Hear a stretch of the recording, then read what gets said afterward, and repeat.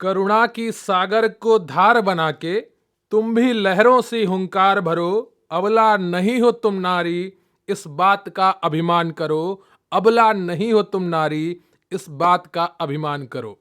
नमस्कार, जय हिंद दोस्तों, स्वागत है आपका quick revision classes YouTube channel पर। आज हम बात करेंगे महिलाओं से जुड़े सभी कानूनों के बारे में जो आपकी आने वाली परीक्षाओं के लिए काफ़ी महत्वपूर्ण हो सकते हैं। इसमें हम देखेंगे दहेज प्रतिषेध अधिनियम, और इसके अलावा अनैतिक व्यापार अधिनियम, और इसके अलावा हम देखेंगे संविधान में जो महिलाओं से जुड़े अनुच्छेद हैं उनके बारे में भी पूरी जानकारी आज के इस वीडियो में हम ले रहे होंगे। तो एक ही क्लास में आपका पूरा टॉपिक कंप्लीट हो रहा होगा, इसलिए आप हमारे साथ लगातार बने रहिएगा और यहाँ से पूरी जानकारी अपने लिए लेके जाइएगा। चाहे वीडियो की परीक्षा हो, पीसीएस 2023 की परीक्षा हो, एसएससी जीडी की परीक्षा हो या एसएससी सीजीएल की परीक्षा हो, और विशेष तौर पर मुख्य सेविका भर्ती 2022 की परीक्षा, इन सभी के लिए महिलाओं से जुड़े सभी कानून बहुत ही महत्वपूर्ण हैं, अक्सर परीक्षाओं में पूछे जाते हैं। तो बिना वक्त गवाए शुरू करेंगे आज का वीडियो।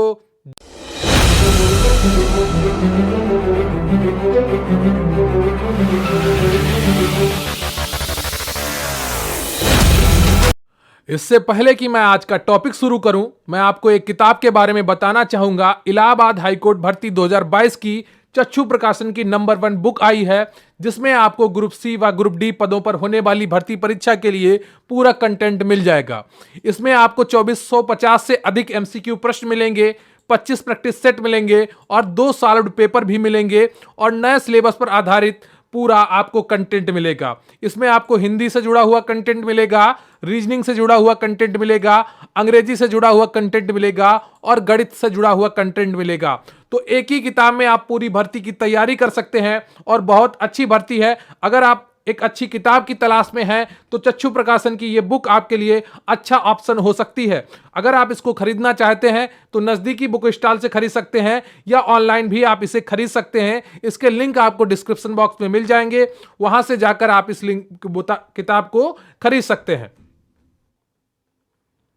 तो इससे पहले कि आपका टॉपिक शुरू किया जाए, आज का आपका प्रश्न है कि राष्ट्रीय बालिका दिवस कब मनाया जाता है। इसका उत्तर आपको कमेंट बॉक्स में लिखना है। राष्ट्रीय बालिका दिवस कब मनाया जाता है? तो बात करते हैं भारत में महिलाओं से जुड़े कानूनों के बारे में। महिला सशक्तिकरण का सीधा संबंध महिलाओं के अपनी संवैधानिक एवं वैधानिक अधिकारों के प्रति चेतना स्तर से जुड़ा हुआ है। कहने का तात्पर्य है कि महिला सशक्तिकरण का सीधा संबंध उससे है कि जब महिलाएं, उनको जो संवैधानिक अधिकार मिले हैं, जो वैधानिक अधिकार मिले हैं, उसके प्रति वो सचेत हैं, चेतन मन से उनको स्वीकार करती हैं कि नहीं है। क्लियर है आपको? भारतीय स्वतंत्रता आंदोलन के समय गांधी जी के नेतृत्व में महिला उत्थान आंदोलन चलाए गए, लेकिन स्वतंत्र भारत में महिला आंदोलन की शुरुआत 1970 के दशक से मानी जाती है। क्लियर है आपको? ये भूमिका आप पढ़ रहे हैं, कानून 2 मिनट बाद आप पढ़ेंगे। क्लियर है आपको? और वीडियो को लाइक कर लीजिएगा, चैनल को सब्सक्राइब कर लीजिएगा। आपको लगातार पूरी तैयारी कराई जाएगी, बिल्कुल गारंटी के साथ, जिससे आपको सफलता मिल सके आने वाली परीक्षाओं में। 1967 में संयुक्त राष्ट्र संघ ने महिलाओं के विरुद्ध भेदभाव समाप्ति से संबद्ध घोषणा एवं सदस्य देशों ने अपने देशों की महिला परिस्थिति पर प्रतिवेदन की अनुशंसा पर 1971 में, देखिए बात करिएगा 1971 में, ठीक है, भारत सरकार के समाज कल्याण राज्य मंत्री फूल रेणु गुहा के नेतृत्व में भारत में महिलाओं की स्थिति पर समिति का गठन किया गया। क्लियर है आपको? तो भारत में महिलाओं की स्थिति पर पहली समिति का गठन कब हुआ? 1971 में हुआ। कौन थे मंत्री? समाज कल्याण राज्य मंत्री फूल रेणु गुहा के नेतृत्व में। क्लियर है आपको? इस समिति ने 1974 में अपना प्रतिवेदन टुवार्ड्स इक्वलिटी सरकार को प्रस्तुत किया। 1974 में इन्होंने अपना प्रतिवेदन प्रस्तुत किया, जिसका टाइटल था टुवार्ड्स इक्वलिटी, यानी कि समानता की ओर। स्वाधीन भारत में महिलाओं की परिस्थिति पर यह पहला विस्तृत प्रतिवेदन था। समिति के प्रतिवेदन में सामाजिक विधायन कानूनों में यथेष्ट संशोधन, समन्वय, संप्रेषण एवं क्रियान्वयन के लिए विभिन्न अभिकरणों की आवश्यकता तथा राज्य एवं राष्ट्रीय स्तर पर महिला आयोग की स्थापना को भी रेखांकित किया गया। तो आपसे प्रश्न पूछा जा सकता है, राष्ट्रीय स्तर पर और राज्य स्तर पर महिला आयोगों की स्थापना को रेखांकन सर्वप्रथम किसमें हुआ?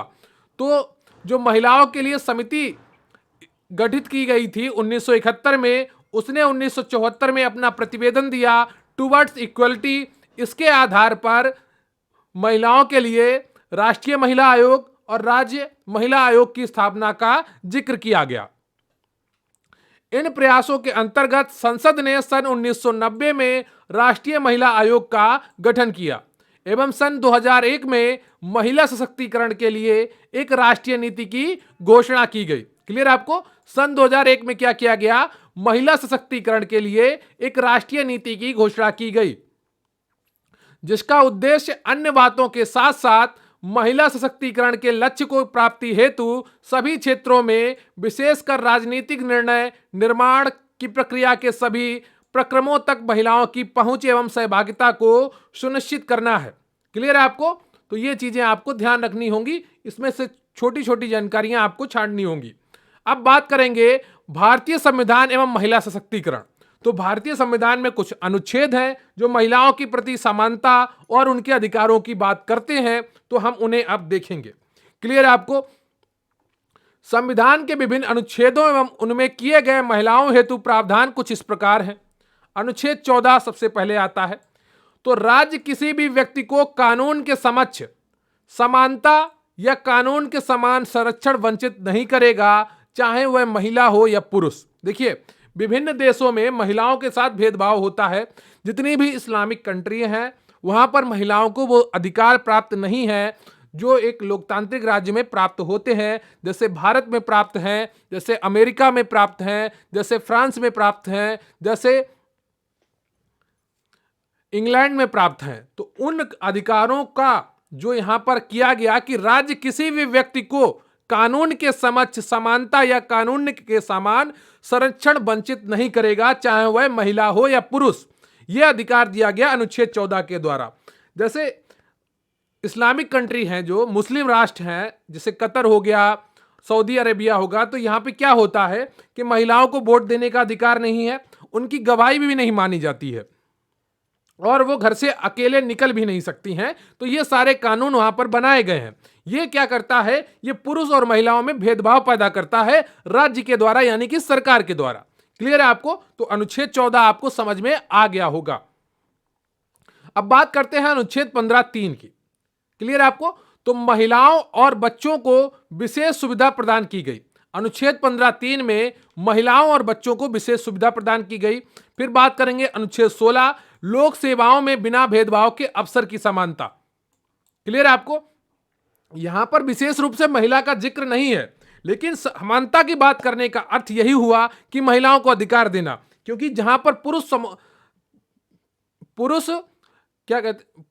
पुरुषों की चलती हो, वहां पर महिलाओं के समानता की बात करना कहीं ना कहीं महिलाओं के पक्ष में अधिकार देने वाली बात हो जाती है। तो अनुच्छेद 16 भी कहीं ना कहीं लोक सेवाओं में बिना भेदभाव के अवसर की समानता की बात कहकर महिलाओं के पक्ष में अपना निर्णय मजबूत करता है। अब बात करते हैं अनुच्छेद 19, समान रूप से अभिव्यक्ति की स्वतंत्रता। यह भी क्या है? यह महिला हो या पुरुष हो, दोनों को बराबर अधिकार है कि आप समान रूप से कहीं पर भी बोल सकते हैं, नियमों का पालन करते हुए।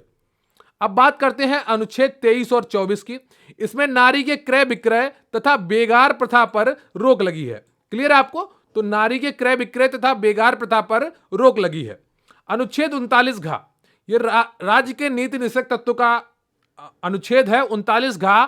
इसमें स्त्री पुरुष दोनों को समान कार्य के लिए समान वेतन देने की बात कही गई है। क्लियर है आपको? स्त्री पुरुष दोनों को समान कार्य के लिए समान वेतन देने की बात कही गई है। अब बात करते हैं अनुच्छेद 42 की। तो महिलाओं के लिए प्रसूति सहायता, यह भी अनुच्छेद 42 में कहा गया है। यह भी राज्य के नीति निषेध तत्व के अंतर्गत आता है। महिलाओं के लिए प्रसूति सहायता, क्लियर है आपको? अनुच्छेद 42 तो आपको बहुत ही ज्यादा अच्छे से याद रखना चाहिए, क्योंकि मुख्य सेविका वालों के लिए यह बहुत ही महत्वपूर्ण टॉपिक है। अनुच्छेद 46 की बात करते हैं।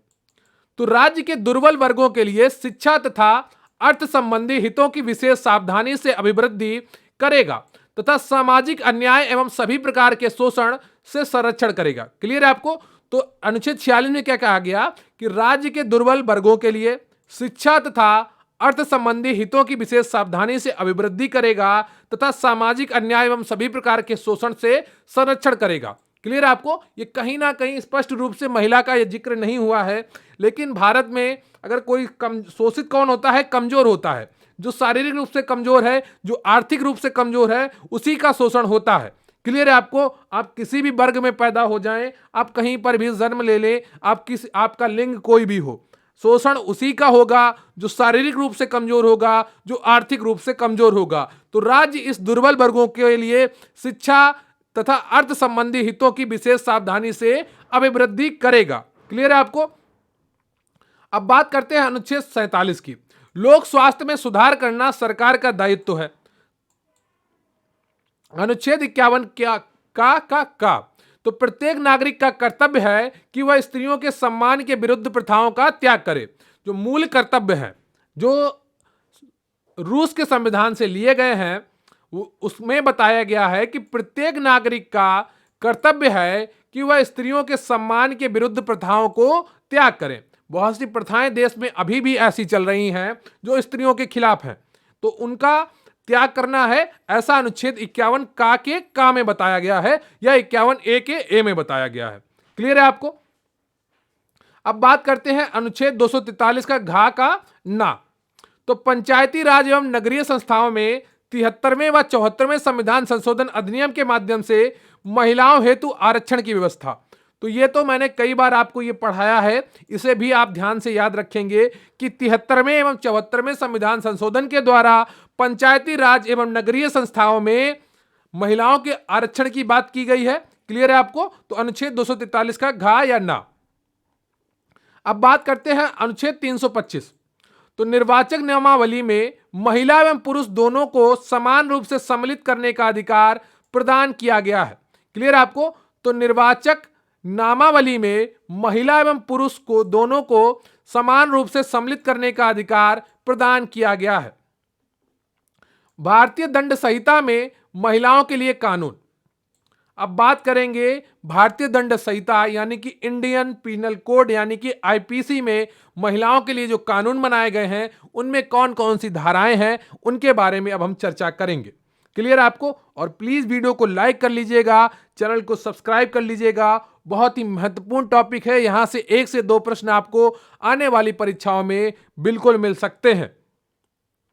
महिलाओं के प्रति बढ़ते अपराधों एवं अत्याचारों के निवारण हेतु राज्य द्वारा विभिन्न अधिनियम पारित किए गए हैं, ताकि महिलाओं को उनके अधिकार प्राप्त हो सके तथा सामाजिक भेदभाव से उन्हें सुरक्षा मिल सके। भारतीय दंड संहिता 1860 के प्रावधान के अनुसार महिलाओं पर होने वाले अत्याचार एवं निर्दयता के विरुद्ध व्यवस्था की गई है। क्लियर है आपको? अब बात करते हैं दहेज हत्या से जुड़े कानूनी प्रावधानों के बारे में।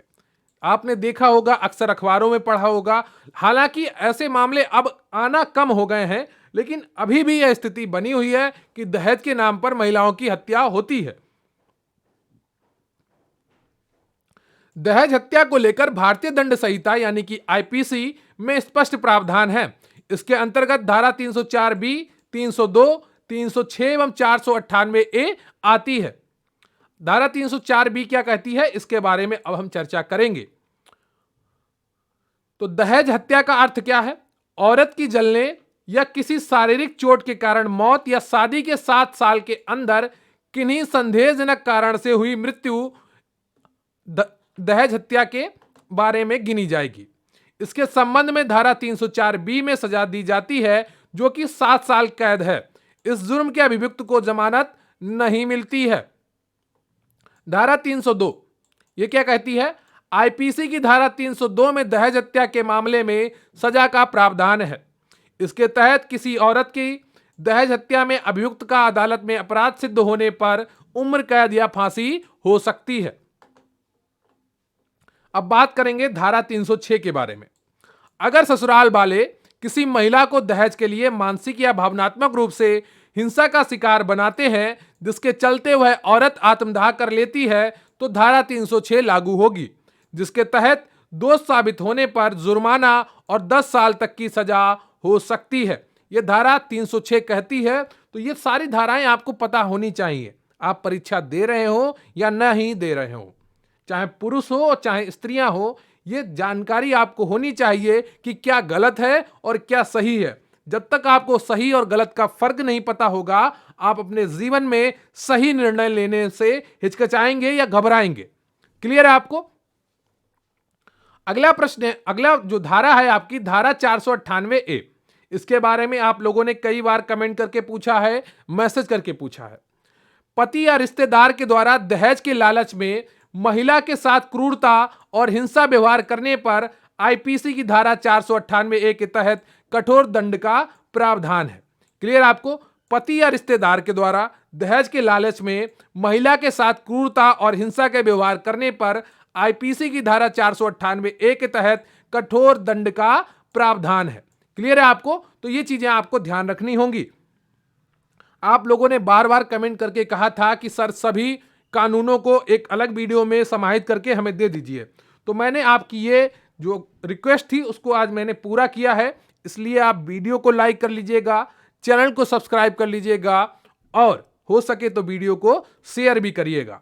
अगर आपको इसकी पीडीएफ चाहिए तो आपको गरिमा बैच से जुड़ना होगा। यौन अपराध एवं बलात्कार संबंधित कानून। यौन अपराध एवं बलात्कार संबंधित कानून। तो देश में बलात्कार के लगभग 80% मामलों में सबूतों के अभाव धीमी पुलिस जांच में अभियुक्तों को सजा नहीं मिल पाती थी, लेकिन नए कानून के अनुसार बलात्कार के मामलों में चिकित्सा सबूत अपर्याप्त होने के बाद भी महिला का बयान ही काफी समझा जाना चाहिए। क्लियर आपको? तो ये एक बार आप फिर से समझ लीजिए। देश में बलात्कार के लगभग 80% मामलों में सबूतों के अभाव में धीमी पुलिस जांच में अभियुक्तों को सजा नहीं मिल पाती थी, लेकिन नए कानून के अनुसार बलात्कार के मामलों में चिकित्सा सबूत अपर्याप्त होने के बाद भी महिला का बयान ही काफी समझा जाना चाहिए। कई मामलों में इस चीज का दुरुपयोग भी होता है कि झूठे आरोप लगाए जाते हैं, लेकिन ऐसा कम होता है। अधिकतर बार क्या होता है, जो बलात्कारी होते हैं, जो अपराधी होते हैं, वो सबूतों के अभाव में बच जाते हैं। क्लियर है आपको? अधिकतर औरतें ऐसी घटनाओं की रिपोर्ट करने से भी डरती हैं, क्योंकि इससे उनका और उनके परिवार का सम्मान जुड़ा होता है। तो एक भावना ये भी रहती है कि समाज को क्या मुंह दिखाएंगे, समाज के सामने क्या बताएंगे, इसलिए औरतें क्या करती हैं, इन घटनाओं को रिपोर्ट नहीं करती हैं, उन्हें सहन करती रहती हैं। बलात्कार की शिकार महिला को महिला वकील देने का प्रावधान किया जा रहा है, क्योंकि सिर्फ महिला ही एक महिला को सही तरह से समझ सकती है। अगर कोई पीड़ित महिला चाहे तो अपनी पसंद की वकील चुन सकती है। अब बात करेंगे धारा 375 की। यह क्या कहती है? तो आईपीसी की धारा 375 के तहत जब कोई पुरुष किसी स्त्री के साथ उसकी इच्छा के विरुद्ध संभोग करता है तो उसे बलात्कार कहते हैं। बलात्कार तब माना जाता है, कब माना जाता है, इसके बारे में कुछ पॉइंट बताए गए हैं, उनको आप देखेंगे। यदि कोई पुरुष स्त्री के साथ उसकी इच्छा के विरुद्ध उसकी सहमति के बिना, उसकी सहमति डरा या धमकाकर ली गई हो, उसकी सहमति नकली पति बनाकर ली गई हो, या जबकि वह उसका पति नहीं हो, उसकी सहमति तब ली गई हो जब वह दिमागी रूप से कमजोर या पागल हो, उसकी सहमति तब ली गई हो जब वह शराब या अन्य नशीले पदार्थ के कारण होश में नहीं हो, यदि वह 16 वर्ष से कम उम्र की है, चाहे उसकी सहमति से हो या बिना सहमति के 15 वर्ष से कम उम्र की पत्नी के साथ किया गया संभोग या अपराध बलात्कार माना जाएगा। इतनी परिस्थितियों में बलात्कार की संज्ञा ही उसको दी जाएगी और उसे धारा 375 के तहत सजा सुनाई जाएगी। अब बात करेंगे धारा 376 की। तो भारतीय दंड संहिता या आईपीसी ने बलात्कार के लिए दंड का प्रावधान किया है। यहां पर बलात्कार की परिभाषा बताई गई है धारा 375 में और सजा धारा 376 में है। क्लियर आपको? भारतीय दंड संहिता या आईपीसी ने बलात्कार के लिए दंड का प्रावधान किया है, जिसके अंतर्गत बलात्कार के आरोपी को कम से कम 7 वर्ष का कारावास या फिर आजीवन के लिए यानी 10 वर्ष की अवधि का हो सकता है। क्लियर आपको? किंतु वह स्त्री जिसके साथ बलात्कार हुआ है वह अपराधी की पत्नी हो और 12 वर्ष से कम आयु की नहीं है तो वह दोनों में से किसी भांति के कारावास से जिसकी अवधि 2 वर्ष तक हो सकती है। क्लियर आपको? अब बात करेंगे अन्य यौन अपराध से संबंधित कानूनों के बारे में। अन्य यौन अपराधों से संबंधित कानूनों के बारे में बात करते हैं धारा 354 की। एक ये धारा और है, आईपीसी में कहा गया है कि यदि कोई व्यक्ति किसी महिला की मर्यादा को भंग करने के लिए उस पर हमला या जबरदस्ती करता है तो उसे 2 वर्ष तक की कैद या जुर्माना या दोनों की सजा हो सकती है। सिर्फ हमला करने पर उसे 2 वर्ष तक की कैद या जुर्माना या दोनों हो सकता है। क्लियर आपको? धारा 354 में छेड़खानी पर कानून, धारा 509 और 294। आईपीसी के अनुसार कोई भी शब्द, इशारा या मुद्रा जिससे महिला की मर्यादा का अपमान हो, यदि कोई व्यक्ति किसी स्त्री की मर्यादा का अपमान की नीयत से किसी शब्द का उच्चारण करता है या कोई ध्वनि निकालता है या कोई इशारा करता है या किसी वस्तु का प्रदर्शन करता है तो उसे 1 साल तक की कैद या जुर्माना या सजा दोनों हो सकती है। अब बात करेंगे महिला सशक्तिकरण और अधिनियम की। प्रमुख हमारे देश में सदियों से चली आ रही कुरीतियों एवं कुप्रथाओं से देश को मुक्त कराने हेतु बहुत से अधिनियम पारित किए गए हैं। क्लियर आपको? हमारे देश में सदियों से चली आ रही कुरीतियों और कुप्रथाओं को देश को मुक्त कराने के लिए बहुत से अधिनियम पारित किए गए हैं। इसके साथ ही महिला को सुरक्षा एवं अधिकार प्रदान करने हेतु भी अधिनियम पारित किए गए हैं। भारतीय संविधान में महिलाओं के लिए पारित किए गए विभिन्न अधिनियम निम्नलिखित हैं। अनैतिक व्यापार अधिनियम 1956, महिलाओं से अनैतिक कार्य तथा बलपूर्वक देह व्यापार कराना। इस अधिनियम के अनुच्छेद 3, 4, 5, 6 और 10 का के अंतर्गत महिलाओं को विशेष संरक्षण दिया गया है। क्लियर आपको? अधिनियम द्वारा वेश्यागृह चलाने के लिए उत्प्रेरित करना अथवा वेश्यावृत्ति जैसे अनैतिक कार्यों पर प्रतिबंध लगाया गया है। क्लियर आपको? अब बात करते हैं दहेज प्रतिषेध अधिनियम 1961 की। तो दहेज प्रतिषेध अधिनियम 1961 के द्वारा दहेज लेने या देने या दुष्प्रेरण को दंडनीय बनाया गया है। 1986 में इस संबंध में संशोधित अधिनियम पारित किया गया। क्लियर आपको? 1986 में इसको संशोधित भी किया गया था, दहेज प्रतिषेध अधिनियम 1961 को। क्लियर है आपको? प्रसूति प्रसुविधा अधिनियम 1961, कामकाजी महिलाओं को प्रसूति की सुविधा देने के लिए पारित इस अधिनियम द्वारा कामकाजी महिलाओं को संस्थान के द्वारा अवकाश तथा जरूरी चिकित्सा सुविधा दिलाने की व्यवस्था की गई है। क्लियर आपको? कामकाजी जो महिलाएं हैं उन्हें प्रसूति की सुविधा देने के लिए पारित इस अधिनियम द्वारा कामकाजी महिलाओं को संस्थान के द्वारा अवकाश तथा जरूरी चिकित्सा सुविधा दिलाने की व्यवस्था की गई है। आजकल पुरुषों को भी विशेष अवकाश देने का प्रावधान किया गया है। अब बात करते हैं स्त्री अशिष्ट रूपण प्रतिषेध अधिनियम 1986। ये क्या कहता है? इस अधिनियम के द्वारा स्त्रियों को अशिष्ट रूपण वाले विज्ञापन को प्रकाशित करने एवं प्रदर्शित करने पर प्रतिबंध लगाया गया है। जो अमर्यादित विज्ञापन होते हैं, जो भद्दी तस्वीरें होती हैं, उनको रोकने के लिए स्त्री अशिष्ट रूपण प्रतिषेध अधिनियम 1986 बनाया गया। इस दृष्टि से अधिनियम की धारा 3, 4, 5 आदि महत्वपूर्ण है। इस अधिनियम में महिला अपराध, तलाशी, जेल संबंधी कई महत्वपूर्ण प्रावधान किए गए हैं। अब बात करते हैं समान पारिश्रमिक अधिनियम 1976। कामगार महिलाओं को समाज में आर्थिक समानता के अधिकार के लिए समान पारिश्रमिक अधिनियम 1976 लाया गया। इस अधिनियम में पारिश्रमिक में किसी प्रकार का भेदभाव अपराध माना गया है। प्रसव पूर्व निदान तकनीकी अधिनियम 1994, ये क्या कहता है? विकसित तकनीकी के दुरुपयोग को रोकने की इस अधिनियम द्वारा व्यवस्था की गई है। गर्भावस्था में भ्रूण की पहचान नर या मादा के रूप में करना इस अधिनियम द्वारा दंडनीय माना गया है। मुख्य सेविकाओं के लिए मुख्य रूप से यह अधिनियम बहुत ही महत्वपूर्ण है। प्रसव पूर्व निदान तकनीकी अधिनियम 1994 जो तकनीकी के द्वारा भ्रूण की लिंग की जांच की जाती थी, उसको प्रतिबंधित करने के लिए प्रसव पूर्व निदान तकनीकी अधिनियम 1994 लाया गया। क्लियर है आपको? तो ये रहे आपके सभी महिलाओं से जुड़े कानून। उम्मीद करता हूं आपको पूरा वीडियो पसंद आया होगा। आप कमेंट करके जरूर बताइएगा कि ये सारे कानून आपको समझ में आए, क्या आपको ये वीडियो अच्छा लगा। आप सभी ने रिक्वेस्ट की थी, आपकी रिक्वेस्ट को सर आंखों पर रखा गया और मैंने महिलाओं से जुड़े सभी कानून, भारतीय संविधान के सभी अनुच्छेद एक वीडियो में लाकर आपको दिया है। उम्मीद करता हूं आपको ये वीडियो पसंद आया होगा और प्लीज वीडियो को लाइक कर लीजिएगा, चैनल को सब्सक्राइब कर लीजिएगा। आपको लगातार अपडेट्स और नोटिफिकेशन हमारे द्वारा मिलते रहेंगे। मुख्य सेवका भर्ती की तैयारी आपके लिए पूरी 101% कराई जाएगी। अगर आप गरिमा बैच से जुड़ना चाहते हैं तो अभी आपको पूरी जानकारी उसके बारे में भी दी जाएगी। तो बहुत बहुत धन्यवाद आपका।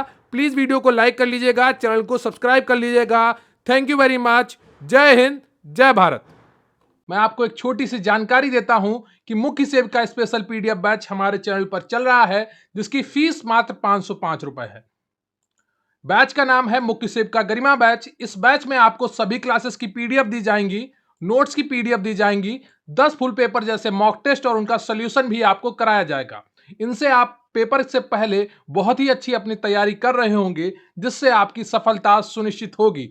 अगर आपने सपना देखा है मुख्य सेवका भर्ती में अपना स्थान पक्का करने का, अगर आपको अपनी मेहनत पर भरोसा है, अगर आपको अपने सपनों को सच करने का जज्बा है आप में, तो जरूर जुड़े मुख्य सेवका गरिमा बैच से। व्हाट्सएप नंबर है 94 533 66 279। इस पर व्हाट्सएप करें या टेलीग्राम पर क्यूआरसी हेल्प सर्च करें। इसका लिंक भी आपको डिस्क्रिप्शन बॉक्स में मिल जाएगा। इस बैच में आपको क्या क्या मिलेगा? 3 चरणों में आपकी पूरी तैयारी कराई जाएगी। एक बार आपको थ्योरी पढ़ाई जाएगी, फिर पूरा एमसीक्यू से आपका रिवीजन कराया जाएगा और फिर वन लाइनर से रिवीजन कराया जाएगा। तो हर चीज आपको प्लानिंग के साथ कराई जाएगी, जिससे आपकी सफलता सुनिश्चित हो सके। जिन्होंने 2-2 हजार रुपए में ऑनलाइन बैच लिए हैं वो सभी रो रहे हैं, उनकी क्लासेस लगातार नहीं चल रही हैं, उनका एक बार भी सिलेबस पूरा होने की उम्मीद नहीं है। लेकिन आपको गरिमा बैच में 3 बार सिलेबस पढ़ाया जाएगा। एक बार आपको पूरा क्लासेस की पीडीएफ और नोट्स थ्योरी के माध्यम से, फिर आपको पूरा एमसीक्यू के माध्यम से और फिर आपको वन लाइनर के माध्यम से। जब 3 बार आप पूरा सिलेबस देख चुके होंगे तो एक एक चीज आपके दिमाग में बैठ चुकी होगी और आपका सिलेक्शन हर हाल में पक्का होगा। तो अगर आपने सपना देखा है इस भर्ती में अपना स्थान पक्का करने का, तो मात्र 505 रुपए में जुड़े इस बैच से और अपनी जिंदगी का सफर तय करें, बहुत ही स्वाभिमान के साथ, बहुत ही सम्मान के साथ। तो जरूर जुड़िए मुख्य सेवका गरिमा बैच से, निश्चित रूप से आपका फायदा होगा। तो व्हाट्सएप नंबर 94 533 66 279, इस पर मैसेज करिए, वहां पर आपको पूरी जानकारी प्रोवाइड कर दी जाएगी।